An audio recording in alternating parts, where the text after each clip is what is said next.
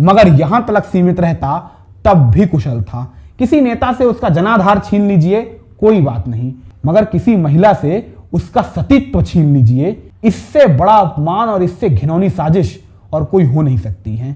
इसीलिए आज के बाद जब भी 1971 के भारत पाक युद्ध की चर्चा करिएगा, बांग्लादेश के बनने का जिक्र करिएगा, तब इंदिरा गांधी के साथ साथ नंदिनी सत्यपथी को भी याद जरूर करिएगा, क्योंकि गर इन 4 महीनों में पूर्वी पाकिस्तान के लोग, और अब बरस 1961 आ चुका था जब दिल्ली के भीतर सियासी हलकानों में एक अलग तरह की हलचल नजर आ रही थी। क्योंकि पंडित जवाहरलाल नेहरू के नेतृत्व वाली कांग्रेस सरकार सदन के भीतर, यह बरस 1939 था जब उड़ीसा की राजधानी कटक में अंग्रेजों के खिलाफ एक विरोध प्रदर्शन किया जा रहा था। प्रदर्शनकारी आहिस्ता आहिस्ता प्रदर्शन करते हुए कलेक्ट्रेट के दफ्तर तक जा पहुंचे थे, जहां पूर्व योजना यह थी कि कलेक्ट्रेट के दफ्तर के ऊपर फहर रहे यूनियन जैक को खींचकर नीचे उतारा जाएगा और हिंदुस्तान का तिरंगा वहां फहराया जाएगा। मगर कलेक्ट्रेट के दफ्तर पहुंचते ही सामने पुलिस बलों का पहरा देख प्रदर्शनकारी एक दूसरे से बात करने लगे कि अब करें तो करें क्या, आगे जाएं कि पीछे लौटें, कि अचानक एक 8 बरस की नन्ही सी बच्ची भीड़ में से अपने चाचा का हाथ छुड़ाते हुए तेज रफ्तार से कलेक्ट्रेट की बिल्डिंग की ओर भागती है। प्रदर्शनकारी उस बच्ची को रोकने की कोशिश करते हैं, मगर तब तक वो बच्ची कलेक्ट्रेट के दफ्तर की सीढ़ी चढ़ते हुए बिल्डिंग के ऊपर पहुंच जाती है और प्रदर्शनकारियों के देखते ही देखते यूनियन जैक का झंडा खींच वहां पर भारत का तिरंगा फहरा देती है। नीचे खड़े प्रदर्शनकारियों की आंखों में आंसू और चेहरे पे मुस्कान और फूला हुआ सीना बता रहा था कि उस 8 बरस की बच्ची ने क्या कारनामा कर दिखाया है। मगर देखते ही देखते इर्द गिर्द फैले हुए 20 पुलिस सिपाहियों ने इस 8 बरस की बच्ची को घेर कर उस पर इतने बेत मारे कि इस 8 बरस की बच्ची की बदन की दर्जनों हड्डियां टूट गईं। प्रदर्शनकारी चीखते रहे, मगर पुलिस का वहशीपन था कि शांत होने का नाम ही नहीं ले रहा था। शायद यह पहला मौका था जब पूरे उड़ीसा में एक नाम गूंजा था, नाम नंदिनी। मगर यह मौका पहला था, आखिरी नहीं। अब इस दास्तान में थोड़ा आगे बढ़ने का वक्त आ गया है। बरस था 1944 और हिंदुस्तान की सड़कों पर भारत छोड़ो आंदोलन का भवंडर नाच रहा था। और शायद यही वजह थी कि 14 बरस की नंदिनी ने बरस 1944 की एक रात सैकड़ों हाथ से लिखे हुए पंपलेट, बनाए हुए चित्र कटक की सड़कों के दोनों ओर चस्पा कर दिए।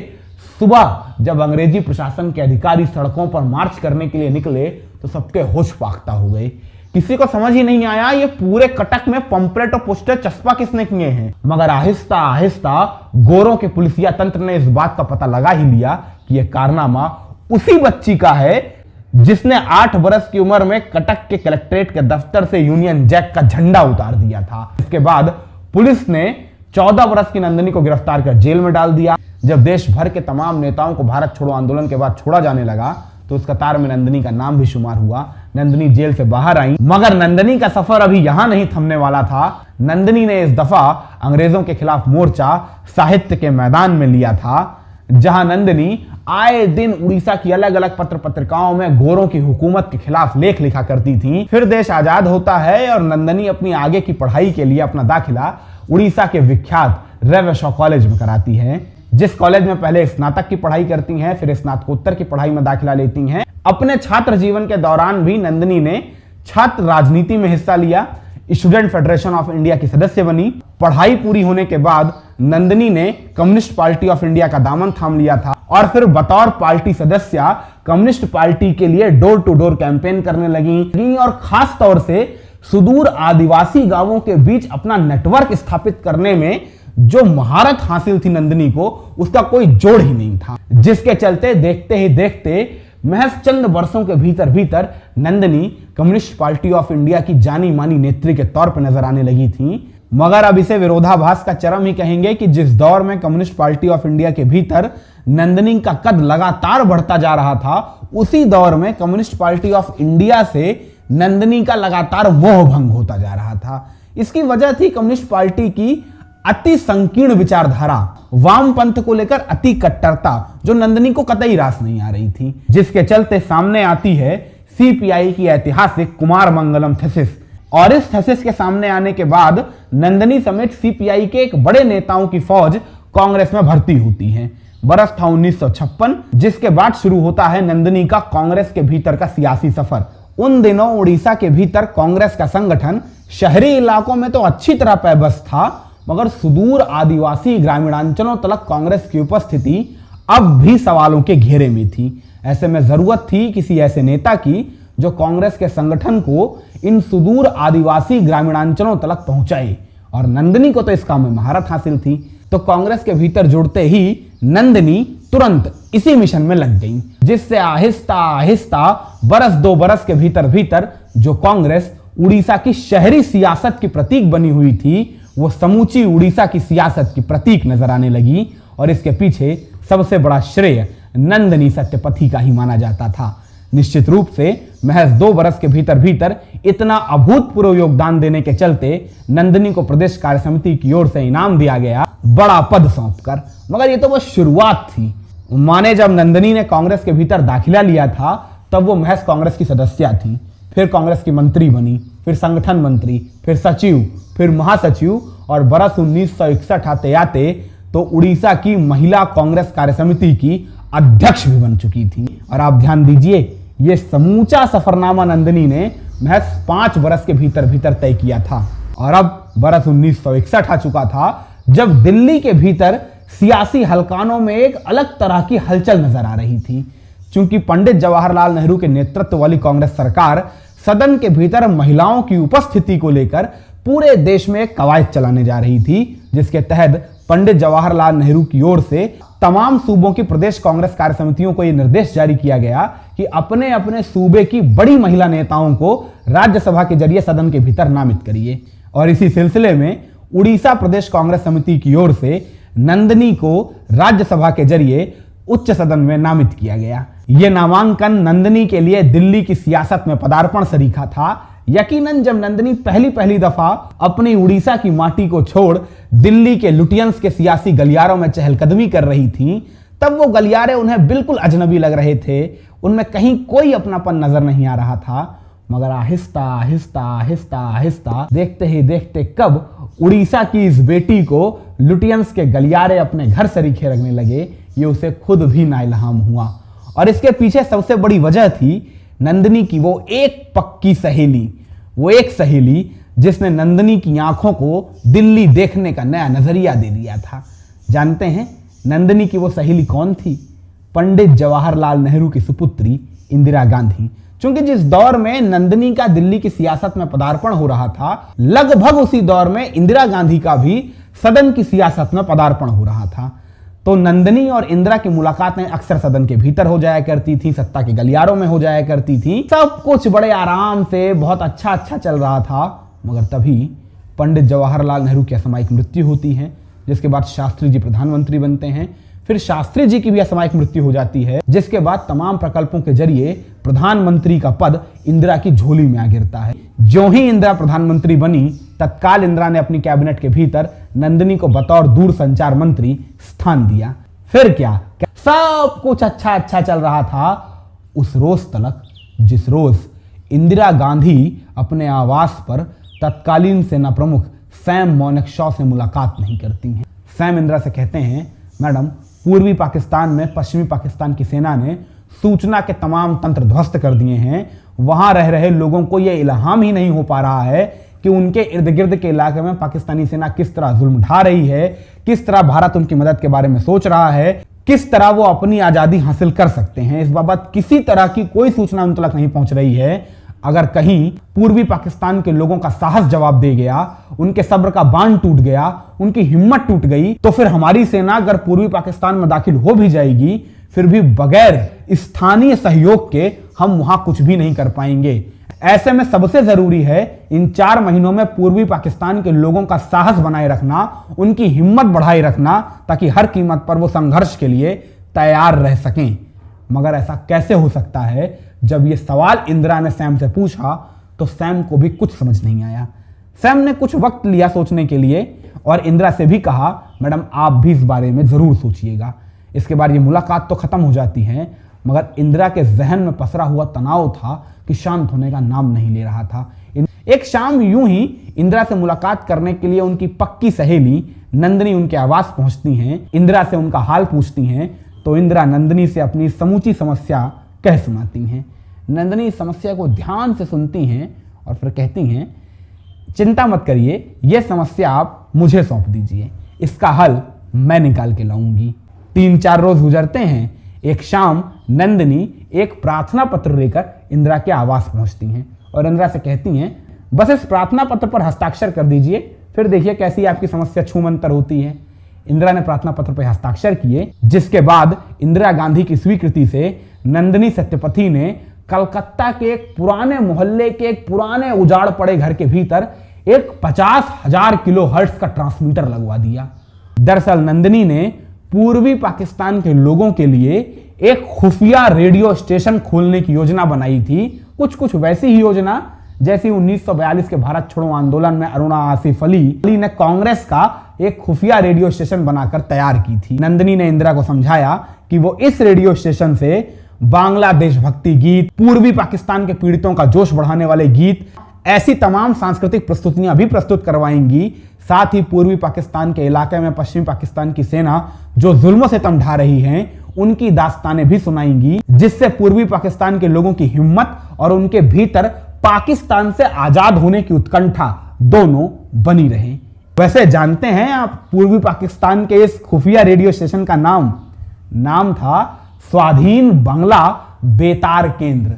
बरसात के इन 4 महीनों में इस स्वाधीन बंगला बेतार केंद्र ने ही पूर्वी पाकिस्तान के लोगों के दिलों में आजादी की उम्मीद जगाई रखी, पश्चिमी पाकिस्तान के सिपाहियों से लड़ने का हौसला बनाए रखा और भारत पर भरोसा भी बनाए रखा, जिससे जब 4 महीने बाद भारतीय सेना ने ढाका के भीतर कदम रखा तो समूचा पूर्वी पाकिस्तान भारतीय फौज के समर्थन में खड़ा हुआ दिखाई दिया। इसीलिए आज के बाद जब भी 1971 के भारत पाक युद्ध की चर्चा करिएगा, बांग्लादेश के बनने का जिक्र करिएगा, तब इंदिरा गांधी के साथ साथ नंदिनी सत्यपथी को भी याद जरूर करिएगा, क्योंकि अगर इन 4 महीनों में पूर्वी पाकिस्तान के लोगों का सब्र जवाब दे गया होता, उनकी हिम्मत टूट चुकी होती, तो फिर 4 महीने बाद स्वयं अपनी सेना लेकर कितना भी पहुंच जाते, कुछ नहीं होने वाला था। निश्चित रूप से नंदिनी सत्यपथी ने इतना बेहतरीन काम करके दिखाया था कि इंदिरा का उनसे खुश होना तो लाजमी ही था। और इस लजामियत में ही इंदिरा ने बरस 1972 में नंदिनी को उड़ीसा का मुख्यमंत्री बना दिया। बतौर मुख्यमंत्री उड़ीसा के भीतर नंदिनी ने 3 सबसे बड़े ऐतिहासिक अद्वितीय फैसले करके दिखाए, जैसे फैसलों की नजीरें आपको बाद में भी कहीं और नजर नहीं आने वाली हैं। इनमें सबसे बड़ा फैसला था जमीन सुधार का। नंदिनी ने उड़ीसा के भीतर एक ऐसा कानून पारित कराया जिसके तहत जिन भी बड़े किसानों के पास 10 एकड़ से ज्यादा जमीन है, उन किसानों से 10 एकड़ के अतिरिक्त जो जमीनें हैं वो सरकार अधिग्रहित कर लेगी और उसे बिना जमीन वाले निर्धन, वंचितों, पीड़ितों, आदिवासियों में बराबर में बांट दिया जाएगा। यह एक ऐसा जमीन सुधार था जिससे लाखों भूमिहारों को एक साथ भूमि मिल चुकी थी, जिसमें वो खेती कर सकते थे, जिसमें वो अपना आसरा बना सकते थे। आप स्वयं कल्पना कर सकते हैं किसी भूमिहार को अगर भूमि मिल जाए तो उसके लिए यह कितनी बड़ी राहत हो सकती है। नंदिनी का दूसरा बड़ा फैसला था हर कार्य क्षेत्र के भीतर, फिर चाहे वो सरकारी हो या गैर सरकारी, 50% महिलाओं की उपस्थिति अनिवार्य करना। महिला अधिकारों को लेकर शुरू की हुई यह शायद देश की सबसे बड़ी कवायद थी। और तीसरा और नंदिनी के सबसे बड़े फैसलों में से एक फैसला था उड़ीसा के भीतर लाल फीताशाही का रकबा कम करना। कि उड़ीसा के भीतर सियासी लोगों पे फीताशाही हावी थी, जिसके चलते अधिकारी अपनी मनमानी करते थे। नंदिनी ने मुख्यमंत्री बनने के बाद लाल फीताशाही पर लगाम लगाई, अधिकारियों की जवाबदेही तय की। ये 3 सबसे बड़े क्रांतिकारी और उड़ीसा की तस्वीर बदलने वाले फैसले थे जो नंदिनी ने लिए। मैं आपसे एक सवाल पूछता हूं, ये 3 फैसले नंदिनी ने गलत लिए थे? इसका जवाब आप कमेंट सेक्शन में कमेंट करके जरूर दीजिएगा, मैं जानना चाहता हूं। मगर फिलहाल कहानी में आगे बढ़ते हैं कि नंदिनी के साथ आखिर आगे हुआ क्या क्या। तो आपकी जानकारी के लिए बता दूं, तत्कालीन उड़ीसा के वर्चस्ववादी पुरुषवादी समाज के भीतर नंदिनी को बच्चलन साबित करने की कोशिशें शुरू हो गई थी और इसके लिए नंदिनी के सियासी दुश्मनों ने सहारा लिया नंदिनी की लिखी हुई कहानियों का। दरअसल नंदिनी एक प्रयोगवादी आधुनिक विचारधारा की महिला हुआ करती थी, तो वो महिलाओं के उन संवेदनशील विषयों को भी अपनी कहानियों में स्पर्शित किया करती थी जिन पर आमतौर से लोग बात करने से बचा करते हैं। इन विषयों में से एक बेहद गंभीर विषय है महिलाओं की अतृप्त यौन इच्छाओं की उपेक्षा, जिस पर आमतौर से समाज के भीतर बातें कभी नहीं होती हैं, खास तौर से पुरुषवादी समाज तो बिल्कुल नहीं करता है। तो नंदिनी की कई कहानियों में यह विषय आपको आमतौर से देखने को मिलेगा। इन्हीं कहानियों को अफवाहों के साथ मिला के समाज के भीतर एक नैरेटिव गढ़ा गया नंदिनी के बारे में, जिससे नंदिनी को चरित्रहीन, बदचलन साबित किया जा सके। तो अब आपको आहिस्ता आहिस्ता भान हो रहा होगा कि किस कदर नंदिनी अपने ही फैसलों के जरिए एक व्यूह में फंस चुकी थी, जिस व्यूह से बाहर उन्हें सिर्फ और सिर्फ उनकी पक्की सहेली निकाल सकती थी, इंदिरा। मगर नियति का चक्र देखिए, जिस वक्त नंदिनी को उनकी सबसे पक्की सहेली की सबसे ज्यादा जरूरत थी, उसी दौर में इंदिरा ने अपने आंख, नाक, कान सब कुछ बंद कर रखे थे। वो संजय के कान से सुनती थी, संजय की आंख से देखती थी, संजय के मुंह से ही बोला करती थी, जो कुछ संजय करते थे वही कहा सुना करती थी। और संजय और नंदिनी में 36 नहीं 36,000 का आंकड़ा पैदा हो गया था बरस 1974 के आखिर में ही, जब संजय गांधी तमाम सूबों की अनौपचारिक यात्रा कर रहे थे। और उस यात्रा के दौरान नंदिनी ने उनका आवभगत उस कदर नहीं किया जिस कदर संजय चाहते थे। मतलब संजय चाहते थे ना कि मतलब मुख्यमंत्री उनके चरणों में ही नजर आए। नंदिनी इस तरह की नेत्री हुआ नहीं करती थी। उन्होंने सम्मान दिया संजय को, मगर वो काम नहीं किया जो उत्तर प्रदेश में नारायण दत्त तिवारी किया करते थे कि हाथ में संजय की चप्पल लेके पीछे पीछे दौड़ रहे हैं। तो जाहिर सी बात है, अगर संजय को आदत एनडी तिवारी जैसे नेताओं की रहेगी तो उन्हें तो नंदिनी का व्यवहार अखरेगा ही। संजय को नंदिनी का व्यवहार अखर चुका था। संजय की ओर से इंदिरा पर दबाव भी बनाया जाने लगा था जल्द से जल्द नंदिनी का इस्तीफा लेने के लिए। और अगर संजय किसी चीज के लिए इंदिरा पर दबाव बनाने लगे तो उस चीज को होने से तो खुदा भी नहीं रोक सकता है। तो नंदिनी के पास तो कोई ताकत भी अब बची नहीं थी। तो आहिस्ता आहिस्ता आहिस्ता आहिस्ता वो घड़ी भी नंदिनी की दहलीज पर दस्तक दे ही गई, जब नंदिनी को खुद के हाथों से अपने मुख्यमंत्री पद से इस्तीफे का पत्र लिखना पड़ा। और एक दिलचस्प सा वाकया बताऊं, जिस घड़ी नंदिनी राज्यपाल महोदय को अपना इस्तीफा सुपुर्द कर रही थी, राज्यपाल महोदय की मेज पर एक रेडियो रखा था और रेडियो पर समाचार सुनाए जा रहे थे। और ठीक उस घड़ी, जिस घड़ी नंदिनी अपना इस्तीफा राज्यपाल को सौंप रही थी, रेडियो पर समाचार निर्देशिका समाचार पढ़ रही थी। संजय गांधी की युवा कांग्रेस ने दिया उड़ीसा की मुख्यमंत्री नंदिनी के इस्तीफे का प्रस्ताव। नंदिनी रेडियो की ओर देखती हैं, मुस्कुराती हैं, राज्यपाल की आंखों में देखती हैं और फिर कहती हैं, लीजिए। यकीनन ये मोड़ नंदिनी के लिए एक सियासी अष्टसरीखा ही था, मगर नंदिनी ने अभी हार नहीं मानी थी। नंदिनी जानती थी उनका ध्येय तो जनसेवा का है, तो जनसेवा तो वो किसी भी पद पे रह के करती ही रहेंगी।